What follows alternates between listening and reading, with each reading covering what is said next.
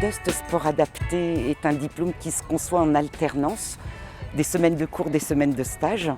Et les contenus visent à permettre aux étudiants de développer des compétences pour concevoir, coordonner, mettre en œuvre et évaluer des projets en activité physique et sportive adaptés aux besoins des personnes handicapées.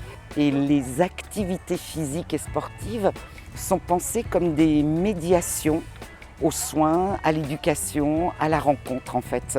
Ce n'est pas une fin en soi, c'est plutôt un outil qui est au service du développement de la personne. Il faut savoir que ça n'a rien à voir avec la licence STAPS qu'on connaît. On est vraiment dans l'analyse, quel sport pourrait répondre à tel et tel besoin du public qu'on accompagne. C'est ça, on n'est pas du tout dans une recherche de performance sportive. Utiliser le sport pour permettre à la personne d'accomplir son projet de vie, de développer son bien-être.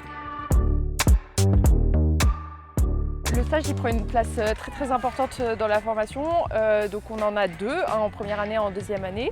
C'est à peu près 20 semaines par an. C'est vraiment important parce que le DUST est très axé sur la professionnalisation en fait.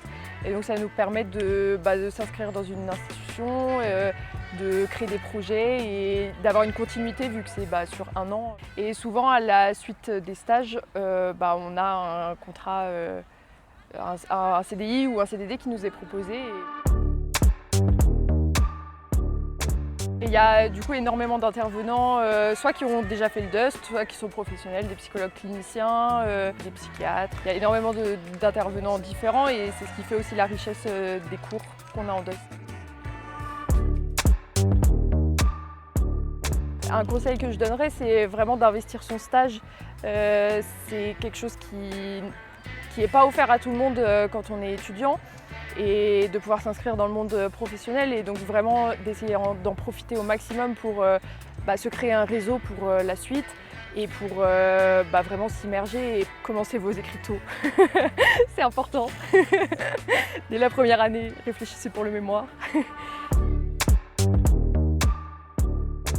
À peu près 90% des étudiants qui ont le diplôme travaillent dans le secteur. Donc certains vont être sur des postes d'éducateurs sportifs à la sortie, d'autres vont être embauchés dans des structures médico-sociales sur des postes plus génériques d'EduxP en proposant la médiation des activités physiques et sportives. Et il y a une phrase de Jean Houry qui dit « Vouloir le bonheur des autres, voilà bien le pire des malheurs ». Et donc justement on apprend à ce que chaque personne puisse vouloir son propre bonheur.